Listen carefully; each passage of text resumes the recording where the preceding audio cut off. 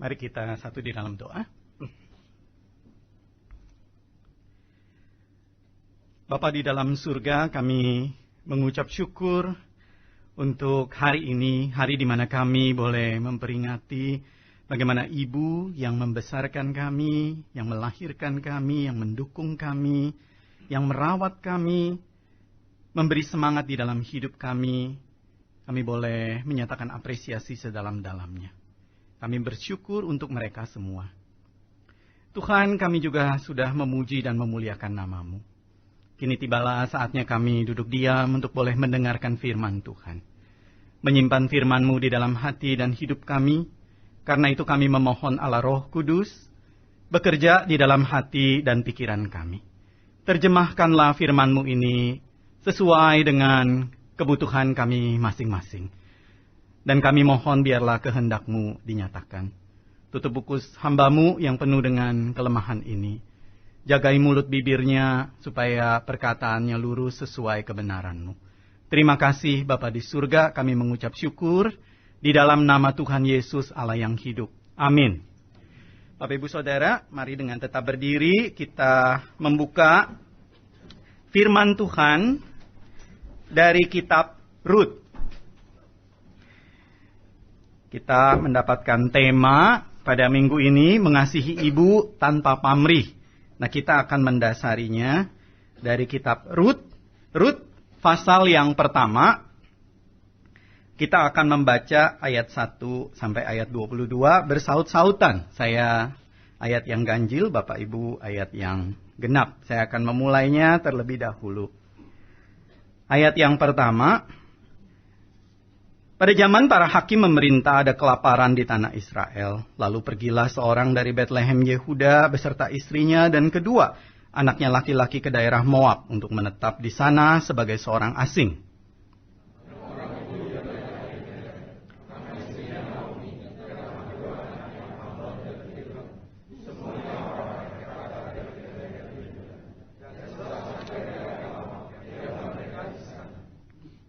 Kemudian matilah Elimelek, suami Naomi, sehingga perempuan itu tertinggal dengan kedua anaknya.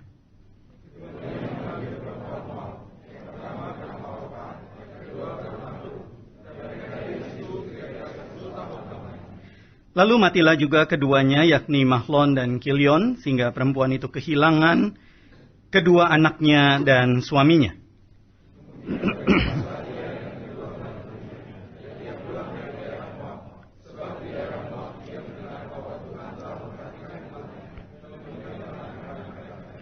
Maka berangkatlah ia dari tempat tinggalnya itu bersama-sama dengan kedua menantunya. Ketika mereka sedang di jalan untuk pulang ke tanah Yehuda,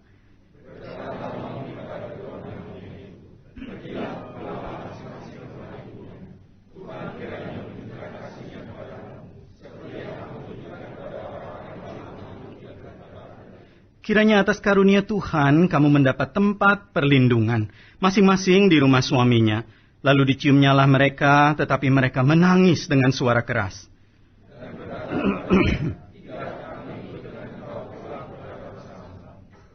Tetapi Naomi berkata, pulanglah anak-anakku, mengapakah kamu turut dengan aku? Bukankah tidak akan ada lagi anak laki-laki yang kulahirkan untuk dijadikan suamimu nanti?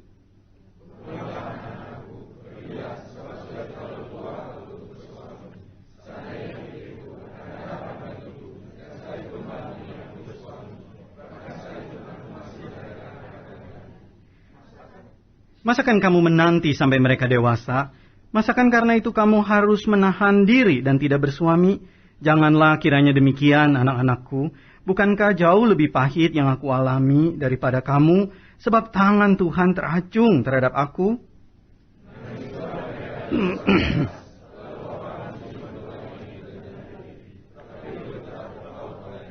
Berkatalah Naomi, telah pulang iparmu kepada bangsanya dan kepada para allahnya. Pulanglah mengikuti iparmu itu.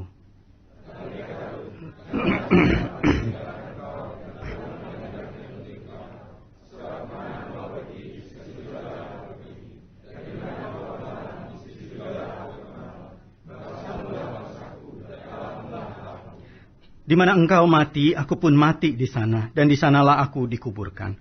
Beginilah kiranya Tuhan menghukum aku, bahkan lebih lagi daripada itu, jikalau sesuatu apapun memisahkan aku dari Engkau, selain daripada maut.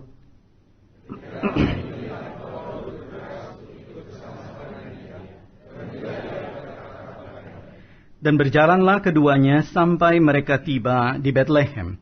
Ketika mereka masuk ke Betlehem, gemparlah seluruh kota itu karena mereka. Dan perempuan-perempuan berkata, Naomikah itu?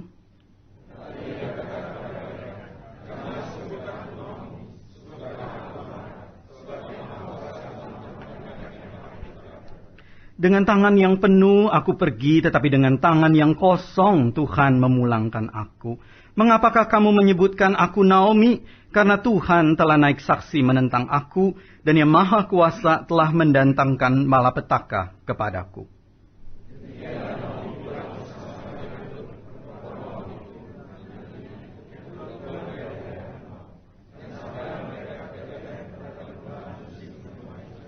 Demikianlah firman Tuhan. Silakan duduk.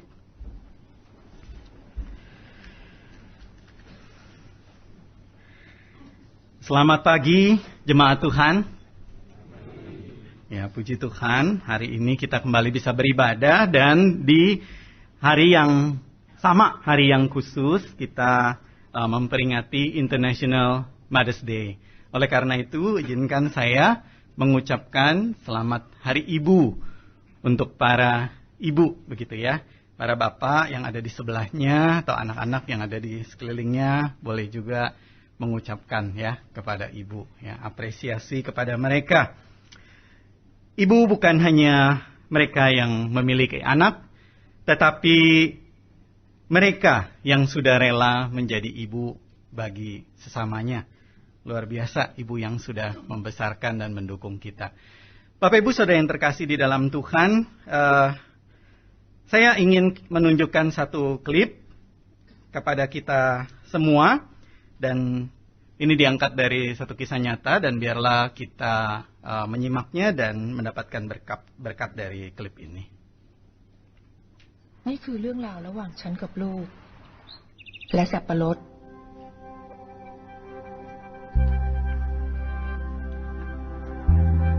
ฉันไม่ได้เรียนหนังสือไม่รู้ว่าต้องพูดต้องสอนแบบไหนฉันรู้แค่ว่าต้องทำให้ดูให้เขาเห็นเป็นตัวอย่าง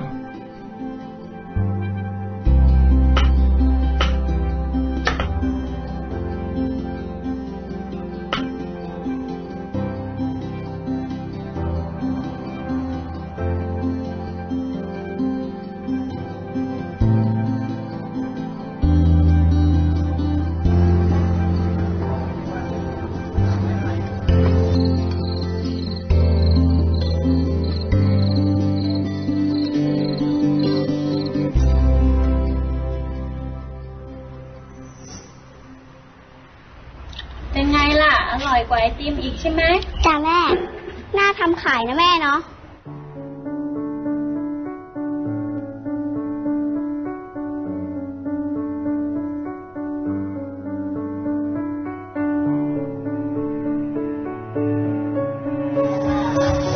ไอติมสับปะรดนะคะไอติมสับปะรดนะคะไอติมสับปะรดนะคะไอติมสับปะรดนะคะแม่ทำไมไม่มีใครซื้อเลยอ่ะงั้นลองไปดูที่ตลาดว่าเขาขายกันยังไง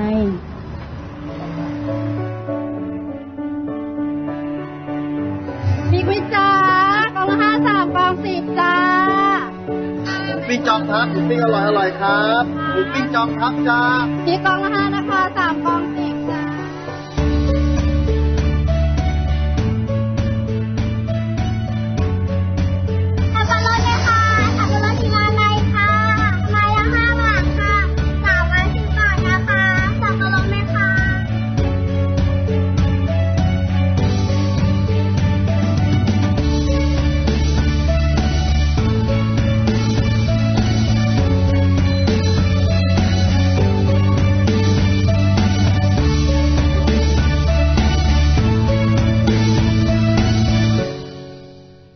พอเห็นเขาได้สังเกต ได้ลองทำเอง วันนี้ฉันสบายใจแล้ว ที่เห็นเขาทำได้แบบนี้ และมั่นใจว่าวันข้างหน้าถ้าไม่มีฉันเขาจะยืนได้ด้วยตัวเขาเองอัชราภูลสวัสดิ์ได้รับทุนจากโครงการสารรักจนจบปริญญาตรีปี 2556 แรงบันดาลใจจากครอบครัวสร้างการเรียนรู้ที่ไม่รู้จบสารรักจาก AIS. Ya, belakangnya itu iklan gitu ya. Bapak Ibu Saudara yang terkasih dalam Tuhan, memang kasih ibu itu tiada berbatas ya. Dari kecil dia menyertai, mendampingi, memampukan. Satu kalimat yang tadi dari klip itu dikatakan, nanti kalau saya tidak ada, saya sudah bisa tenang. Kenapa? Karena dia bisa menjaga dirinya sendiri. Itulah legacy yang ditinggalkan ibu untuk kita semua. Kalau kita menengok ke belakang, kita bisa melihat tangan kasih ibu yang menenun kita dari sejak kecil. Kita bersyukur untuk mereka semua.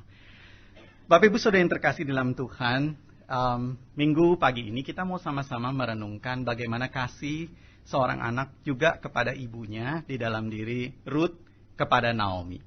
Dan kita tadi sudah membaca dari Ruth pasal yang pertama.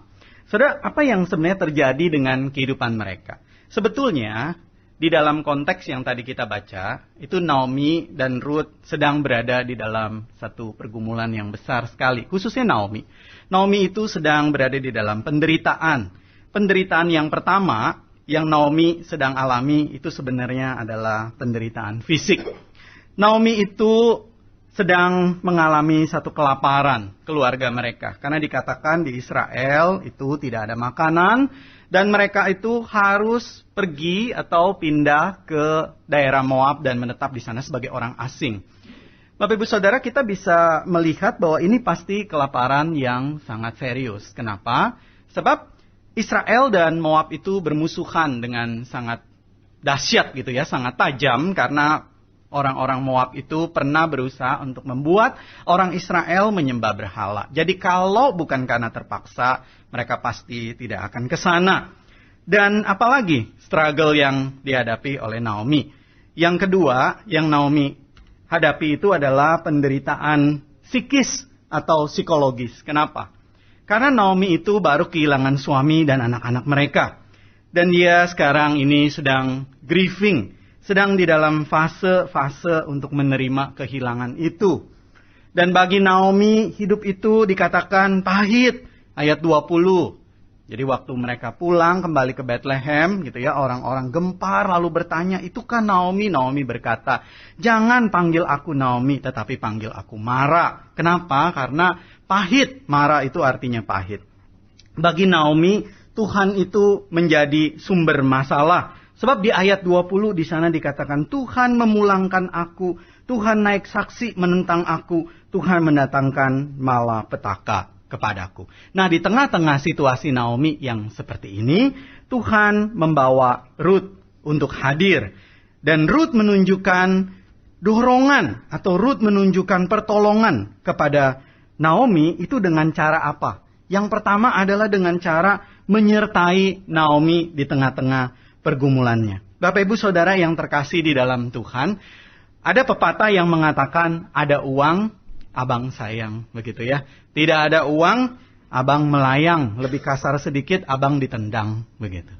Nah, tetapi ada juga pepatah yang mengatakan, dan ini cocok bagi Ruth, yaitu a friend in need is a friend indeed, begitu ya. Jadi Ruth itu adalah orang atau rekan atau teman, kalau di dalam bagian ini adalah menantu sebetulnya, begitu ya. Menantu yang sejati, yang sungguh-sungguh hadir ketika dibutuhkan. Dan dia menyertai Naomi di tengah-tengah pergumulannya. Ayat 16 dan ayat 17 bahkan di sana dikatakan, tetapi kata Ruth, jangan desak aku, ketika Naomi meminta dia untuk pergi. Dan iparnya yaitu Orpa sudah pulang. Jangan desak aku meninggalkan engkau dan pulang dengan mengikuti engkau. Sebab kemana engkau pergi, di situ aku pergi. Di mana engkau bermalam, di situ aku bermalam. Bangsamu adalah bangsaku dan Allahmu adalah Allahku dan seterusnya. Bapak Ibu Saudara yang terkasih, kalau kita memperhatikan di sini sebetulnya ada satu pola pengulangan. Diulang-ulang. Engkau pergi, aku pergi. Engkau bermalam, aku bermalam. Bangsamu, bangsaku. Allahmu, Allahku. Engkau mati, aku juga mati. Wah, ini kayak Titanic begitu ya. You jump, I jump, begitu kan ya. Apakah seperti itu, Bapak Ibu Saudara? Ini sebenarnya adalah penegasan. Kalau di dalam firman Tuhan ada sesuatu repetisi, itu sebenarnya ada satu emphasis yang kuat sekali. Emphasis di dalam diri Ruth. Dia ingin menegaskan solidaritas kasih, bukan cuma di mulut, tetapi di dalam tindakan. Nah, bukan cuma itu, tetapi kalau kita memperhatikan ayat 16 dan 17, itu ada perbedaan, atau lebih tepatnya itu meningkat begitu ya perbedaannya. Pertama-tama Ruth mengatakan Allahmu, Allahku. Itu ayat 16 di sana. Nah, di dalam bahasa Ibrani itu kata yang digunakan itu adalah Elohim. Nah, Elohim itu adalah kata yang umum dipakai bukan hanya untuk orang Israel. Tapi orang-orang yang non-Israel pun kadang-kadang menyebut dewa mereka, Allah mereka itu Elohim. Itu adalah satu sebutan yang umum sekali seperti itu. Tetapi di ayat yang ke-17 itu penyebutannya berubah.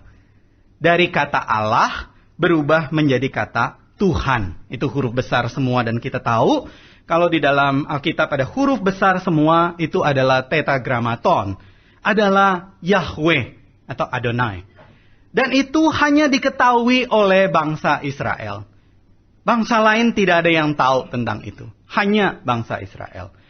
Jadi di sini Bapak Ibu Saudara, mulai dari yang namanya ekspresi kasih, statement of love, Ruth itu beranjak atau bertumbuh kepada statement of faith. Jadi di sini kita bisa melihat bahwa kasihnya bukan semata-mata kasihan kepada mertuanya, bukan. Tetapi kasihnya itu adalah ekspresi iman. Bagi Ruth, seorang anak yang beriman itu adalah anak yang kasihnya dirasakan oleh orang tuanya. Dan dalam konteks ini adalah oleh ibunya. Bagi Ruth, menantu yang beriman itu adalah menantu yang imannya itu nyata di dalam tindakan. Yang terasa khususnya oleh mama mertuanya. Jadi secara sederhana kalau saya bahasakan ulang begitu ya kalimat Ruth ayat 16-17. Kira-kira Ruth itu ingin bicara seperti ini. Kalau diterjemahkan ke bahasa kita sekarang, bunyinya kira-kira begini. Mami Naomi, aku akan menyertai kamu, hadir bagimu, berbagi penderitaan bersamamu. Dan aku akan melakukannya sebagai wujud imanku. Nah, sampai situ kita berhenti. Dan mungkin kita bertanya, begitu ya. Dan kita agak sedikit protes sama Ruth. Kenapa? Iya Pak Yudi, saya juga mau seperti Ruth kalau mama mertua saya seperti Naomi. Begitu ya. Tapi ini mama mertua saya bukan seperti Naomi. Mama mertua saya itu gabungan antara Isabel dan Mpok Nori. Nah, misalnya begitu ya. Waduh, itu cilaka kalau digabung keduanya ya. Besar mulut dan hatinya luar biasa. Begitu ya. Wah, kita mungkin berkata seperti itu. Bapak Ibu saya jadi ingat gitu. Ini tukang AC gitu ya, aircon man di rumah kami. Ini kan biasa memang beberapa bulan sekali harus cek gitu ya, servis berkala. Nah ini tukang AC datang gitu. Udah beberapa kali dia datang. Nah, satu ketika saya juga kan nungguin begitu dia bertanya, Mr. Yudi kerjanya apa? Katanya begitu. Saya bilang, I work in church. Saya bilang begitu ya. Masa dibilangnya I work in bank. Begitu kan ya. Kan enggak ya. Saya kan memang sehari-hari di gereja. Terus dia bilang, what do you do? Ya at church lah I serve. Saya bilang begitu ya. Terus dia bilang, you pastor? Yeah, I'm a pastor. No way. Dia bilang begitu ya. Agak tersinggung saya. Kayaknya gak ada potongan begitu kan ya. Apa dia pikir gak ada potongan? Apa gimana? Begitu kan ya. Habis sudah bilang no way. Terus dia diem. Terus dia Good. Dia bilang begitu ya. Good. Udah. Nah, udah gak lama dia datang lagi, servis AC lagi. Karena dia tahu saya pastor. Dia sharing. Gitu ya. Dia cerita tentang mamanya. Dia cerita mamanya tuh sakit. Mamanya sakit dirawat di rumah sakit. Terus saya bilang, Mama sakit dirawat di rumah sakit. Siapa yang jaga? Nggak ada, kata dia. Loh kenapa nggak ada? Iya karena istri kerja, saya juga kerja dan saya kerjanya mobile begitu. Harus terus kemana-mana loh. Terus gimana jadinya? Iya ini udah harus discharge dari rumah sakit. Saya bingung mau ditaruh di mana. Karena mamanya udah 75 tahun dan tahun lalu papanya meninggal dunia. Jadi mamanya ini sedang berada dalam kondisi yang down sekali. Kecewa sekali, depressed sekali. Jadi penyakitnya itu tambah parah begitu. Jadi disuruh istirahat, dia nggak mau istirahat. Nggak sakit, dia bilang sakit. Lapar, dikasih makan, dia bilang nggak dikasih makan seharian sama anaknya. Jadi dia pusing sekali begitu. Terus udah selesai, ini harus bawa dari rumah sakit pulang gitu ya. Udah bawa dari rumah sakit pulang, dan dia bingung mau ditaruh di mana. Kalau ditaruh di rumah, tinggalnya sendiri, nggak ada yang jaga. Kalau dibawa pulang ke rumah bareng begitu ya, dengan dia sama istrinya, nah istrinya ini orang Indonesia, orang Manado, kurang cocok. Begitu kan. Karena itu memang cerita lama ya. Menantu dan mertua itu memang begitu. Lagu lama itu. Terus saya bilang, jadi kamu gimana dong? Kayak begitu. Terus dia bilang, ya saya bingung ini. Terus saya tanya sama anti. Dia dipanggil sama antinya. Antinya bilang, wah kalimatnya. Antinya ini berat sekali. Dia bilang, kamu itu anak yang tidak tahu terima kasih sama orang tua. Dia bilang begitu ya. Harusnya kamu bawa mamamu pulang. Kamu rawat dia 24 jam. Katanya begitu. Terus dia bilang, saya bukannya nggak sayang sama mama saya. Mr. Yudi, dia bilang begitu. Saya sayang sama mama saya. Tapi saya harus kerja. Terus ada istri. Ntar istri saya nggak sayang sama istri gimana? Kata dia begitu. Saya nggak kerja makan gimana? Saya jagain mama saya. Lalu mama saya udah nggak bisa jalan begitu. Saya bilang, Ma, jangan ini. Hati-hati kalau jalan, dijagain begitu. Nggak mau mamanya berontak, akhirnya jatuh. Kakinya sakit begitu ya. Wah dia pusing sekali. Dia bingung dari sana sini kejepit. Nggak lama kemudian sambil ngomong begitu, nangis dia. Dia nangis, saya yang bingung Bapak Ibu. Orang tinggi gede, tukang servis AC begitu ya, nangis di depan saya sendirian. Nggak ada Bu Stella waktu itu di rumah ya. Jadi laki-laki berdua, laki-laki dewasa begitu kan ya. Nangis dia. Air mata bercucuran, saya kasih tisu udah. Udah nggak apa-apa gitu ya. Namanya Nick nggak apa-apa Nick begitu ya. Kamu tuh sayang sama mama sebetulnya. Tapi udah cuma itu kemampuan kamu. Dan sekarang do the best aja yang kamu bisa. Bapak Ibu yang terkasih di dalam Tuhan. Saya percaya. Di dalam hati setiap orang tua itu sayang sama anaknya. Dan saya percaya. Di dalam hati setiap anak. Walaupun dia itu kelihatannya kurang hormat sama orang tua. Kurang menunjukkan kasih sayang. Di dalam hati kecilnya itu yang paling dalam. Tidak bisa tidak. Dia tuh sayang banget. Apalagi sama mamanya. Itu saya lihat di dalam diri si Nick ini. Nah justru di tengah-tengah situasi yang sulit seperti itu. Kalau kita punya mama atau mama mertua yang tidak mudah. Biarlah kita mengingat. Justru cahaya lilin itu baru bisa kelihatan jelas nyalanya di tengah-tengah kegelapan. Amin Bapak Ibu. Bukan di tengah-tengah terang. Kalau kita ingat ya doa nasional di seluruh penjuru negara kita dan juga di berbagai negara yang lain. Itu baru bisa kelihatan cahayanya di tengah kegelapan. Artinya iman kita, kasih sayang kita kepada mama kita, kepada orang tua kita, itu paling bisa terasa justru di tengah situasi yang sulit. Justru di tengah situasi yang tidak mengenakan. Justru ketika kita berhadapan dengan orang yang susah. Bapak Ibu Saudara yang terkasih di dalam Tuhan, inilah yang Ruth lakukan bagi Naomi. Sungguh luar biasa. Bapak Ibu bagaimana dengan kita? Apakah kita hadir bagi orang tua kita? Khususnya bagi ibu kita. Ketika dia sakit. Ketika dia membutuhkan. Ketika ia meminta waktu kita untuk bersama dengannya. Ini menjadi refleksi buat kita. Saudara, yang kedua yang Ruth lakukan bagi Naomi, selain hadir, yang kedua adalah dia membangkitkan harapan Naomi di tengah-tengah penderitaan dan pergumulan hidupnya. Saudara, kalau kita memperhatikan teks ini, maka kita akan melihat sebetulnya ada kontras yang besar sekali di dalam narasi ini. Di dalam beberapa pasal Kitab Rut, ini kalau kita baca Kitab Rut itu kayak nonton begitu ya, telenovela begitu ya, atau nonton Tanglin. Tapi ini jauh lebih bagus daripada Tanglin sebetulnya begitu ya. Karena ini sebetulnya telenovela yang unik sekali begitu. Kalau kita baca Kitab Rut ini pelan-pelan begitu sampai habis.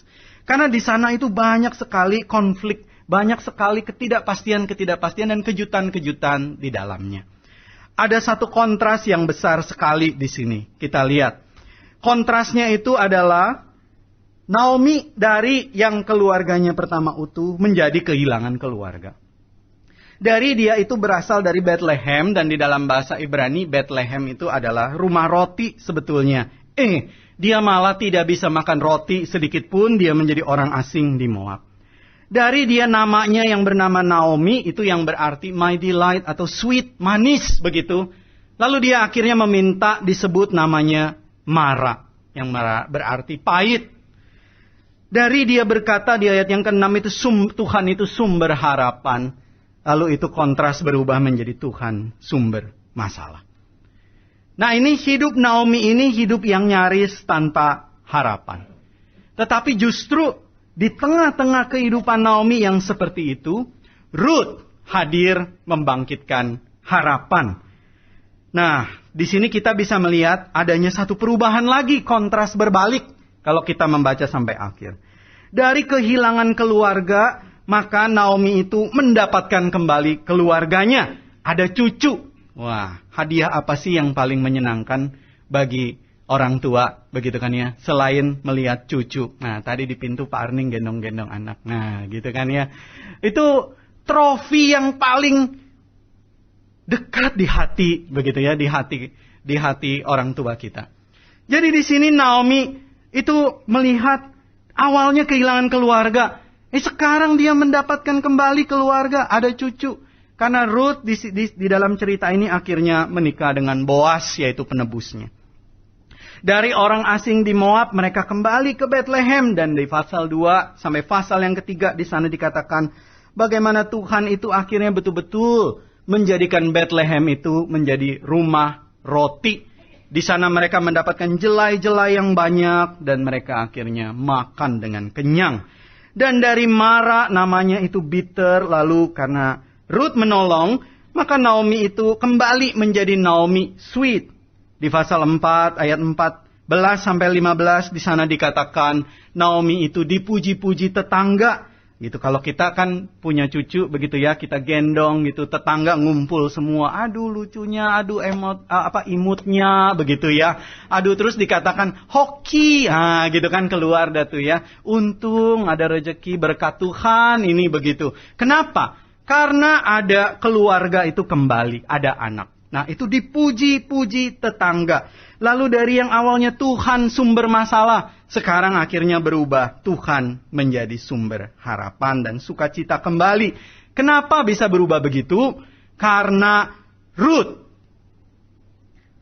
membangkitkan harapan bagi Naomi. Luar biasa ini, memang menantu yang luar biasa. Dia menolong dengan tindakan inisiatif yang konkret. Pasal 2 ayat 2, di sana itu ada inisiatif Rut. Mereka itu kelaparan, datang ke Bethlehem, lalu Rut bilang, kalau di dalam bahasa sehari-hari dia mungkin berkata, Mama izinkan saya pergi cari makan. Kira-kira begitu. Saya mau memungut jelai-jelai. Itu inisiatif dari seorang menantu, dari seorang anak yang luar biasa. Bapak Ibu Saudara yang terkasih di dalam Tuhan. Rut sebetulnya memberikan harapan, membangkitkan harapan bukan hanya bagi Naomi, tetapi juga bagi Israel. Sebab dari anak Rut ini, itu ada yang namanya Obed. Dan dari Obed itu lahirlah Isai. Dan dari Isai kita tahu lahirlah Daud. Dan dia adalah raja yang diperkenan hati Tuhan, yang menjadi kemuliaan bagi Israel. Tetapi Rut juga bukan hanya memberi harapan bagi Israel, tetapi juga bagi kita, bahkan bagi kita yang duduk di kursi di dalam ibadah ini saat ini. Kenapa bisa begitu? Nah, ini adalah cerita yang cuma kita yang tahu, Ruth tidak tahu.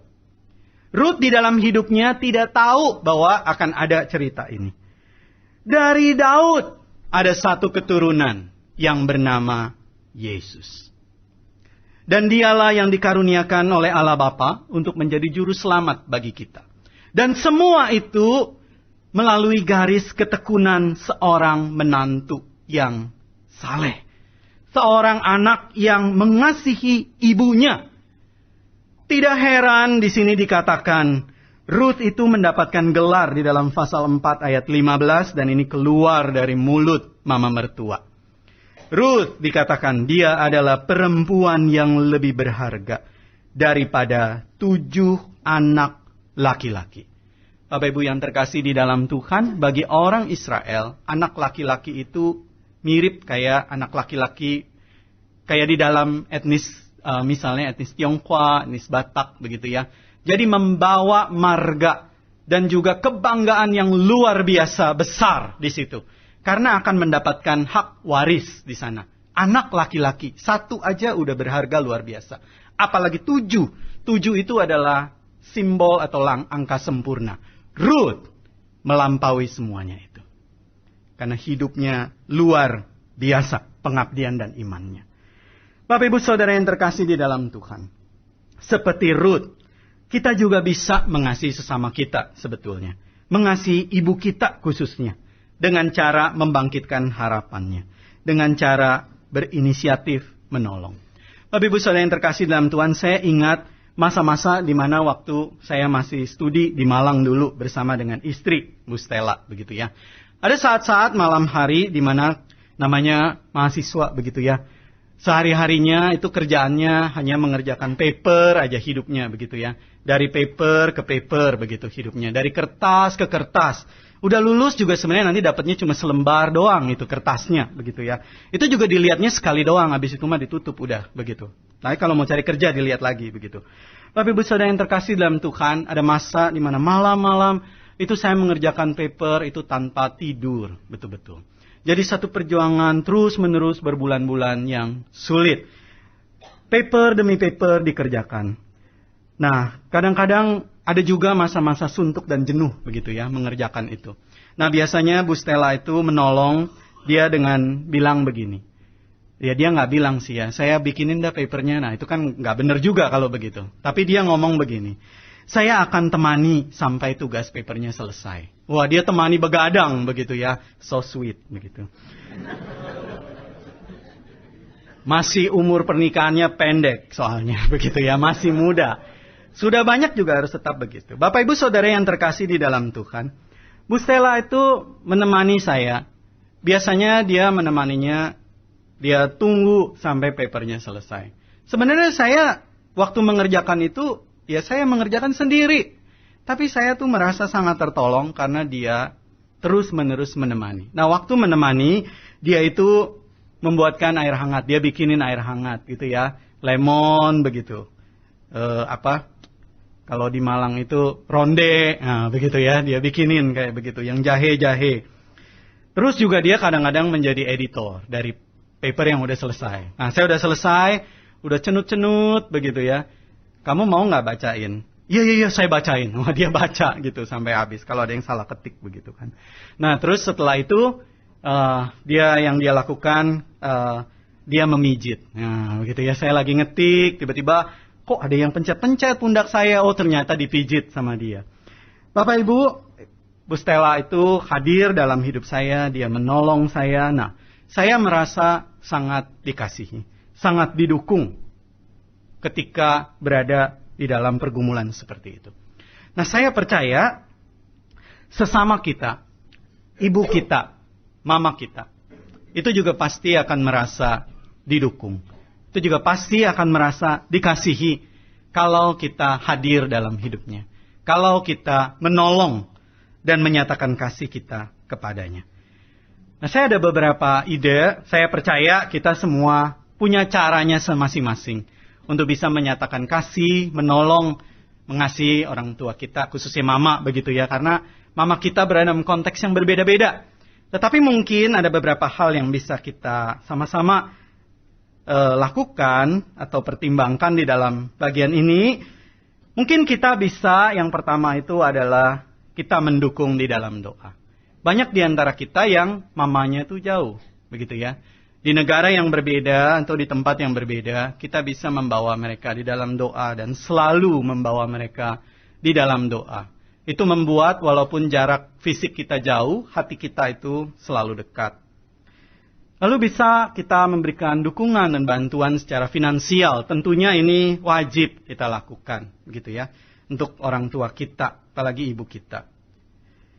Kita bisa menelpon mereka. Saya masih ingat kalau saya tanya ke mama atau ke oma saya, begitu ya. Mau hadiah apa? Lagi ulang tahun, begitu kan? Biasanya video, begitu ya, video. Lalu dia bilang, saya bilang, mau dikirimin hadiah nggak dari sini? Begitu saya bilang. Enggak, dia bilang. Jadi maunya apa? Mau dengar suara Yudi. Waduh, so sweet juga begitu ya. Tapi saya berpikir mungkin orang tua memang begitu. Mama apalagi begitu. Pengen selalu dengar suara kita gitu. Bagi mereka itu hadiah yang luar biasa. Lalu datang atau berkunjung, lalu kita temani begitu. Nah, saya berpikir mungkin bagaimana kalau kita para mahasiswa, pemuda begitu ya. Nah, ini kita udah zaman teknologi yang canggih, mungkin ada ide bisa membuat semacam kreativitas video gitu ya. Saya tahu banyak mahasiswa, banyak pemuda yang dekat dengan, khususnya dengan mamanya ya, pergi berdua gitu ya, di Facebook atau di Instagram, itu banyak fotonya kayak begitu. Nah, mungkin kita bisa liput kehidupan kita pribadi dan aktivitas kita selama 2 minggu itu. Dan kita kumpulkan gambar-gambar yang memang betul-betul merefleksikan perjuangan kita, tetapi juga campur tangan Tuhan di dalam kehidupan kita. Sehingga cerita kita tidak melulu misalnya masalah duit, begitu ya. Atau masalah kita belum dapat itu, yang jodoh kita itu gitu, yang kita mau tembak misalnya begitu. Tetapi cerita kita itu bisa bercerita tentang bahwa kita itu sebenarnya bertumbuh di dalam karakter. Bahwa kita merasakan campur tangan Tuhan, begitu. Nah, kita bisa buat misalnya di dalam satu video, begitu. Dalam satu video, karena banyak apps-nya juga, lalu kita bikin gitu ya. Ini mahasiswa pemuda kreatif-kreatif semua. Dan misalnya di bagian bawahnya itu ada caption, kita bisa tulis misalnya, days are getting rougher, Mom, but your love and prayer make me stronger. Thanks, Mom. Nah, misalnya kita bisa tulis gitu. Atau ada ayat-ayat Alkitab yang kita taruh di bawahnya. Itu sangat menguatkan bagi mereka yang jauh. Dan yang lain-lain yang bisa kita lakukan dalam kehidupan kita. Bapak Ibu Saudara yang terkasih di dalam Tuhan, ini yang bisa kita lakukan. Hadir dan membangkitkan semangat mereka. Menyatakan kasih di dalam kehidupan mama, di dalam kehidupan orang tua kita. Puji Tuhan, mari kita berdoa.